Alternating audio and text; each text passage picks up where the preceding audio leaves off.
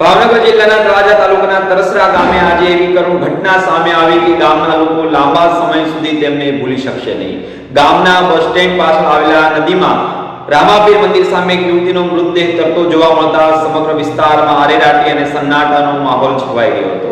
સવારની શાંતિ વચ્ચે નદી કિનારે ઉભેલા લોકોના ચહેરા પર ભય, દુઃખ અને અનેક સવાલો સ્પષ્ટ દેખાઈ રહ્યા હતા કે આ દીકરીને આખરે એવું શું થયું હશે તેવા પ્રશ્ન દરેકના મનમાં ઉઠી રહ્યો હતો. પણ મૃતક યુવતીની ઓળખ ગોરખી ગામની વજીબેન ભાયાભાઈ ડોડિયા, ઉંમર આશરે 40 વર્ષ તરીકે થઈ છે. પરિવારના સભ્યો પાસેથી જાણવા મળ્યું હતું કે વજીબેન માનસિક બીમારીથી પીડિત હતા.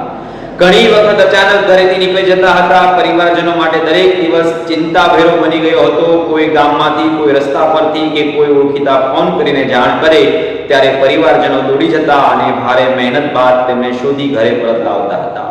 એક દીકરીને સંભાળવાનો પરિવારનો આ મૌન સંઘર્ષ વર્ષોથી ચાલતો હતો, પરંતુ આજે એ જ દીકરી નદીના પાણીમાં નિર્જીવ હાલતમાં મળી આવતા પરિવાર પર જાણે આગ તૂટી પડ્યો હોય તેવી સ્થિતિ સર્જાઈ હતી.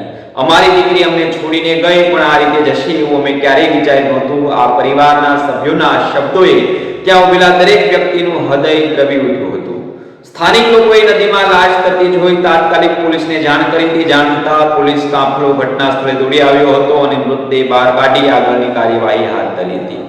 ઘટનાની ખબર ગામમાં વાયુવેગે ફેલાતા લોકોના ટોળેટોળા નદી કિનારે ઉમટી પડ્યા હતા. સમગ્ર વિસ્તાર શોક અને ચર્ચાઓથી ગુંજી ઉઠ્યો હતો. પ્રાથમિક તપાસમાં યુવતી માનસિક અસ્વસ્થતા ધરાવતી હોવાનું સામે આવી રહ્યું છે. જોકે યુવતી નદી સુધી કેવી રીતે પહોંચી અને મોત કયા સંજોગોમાં થયું તે હજી પણ રહસ્યમય બની રહ્યું છે. આ અકસ્માત, આત્મહત્યા કે અન્ય કોઈ કારણથી અંગે પોલીસે વધુ તપાસ શરૂ કરી છે. તો આજે તરસરા ગામની નદીના પાણીમાં માત્ર એક લાશ નહોતી તરતી, પરંતુ એક પરિવારની વર્ષોથી ચાલતી ચિંતા, પીડા અને તૂટી ગયેલી આશાઓ પણ તરતી જોવા મળે છે.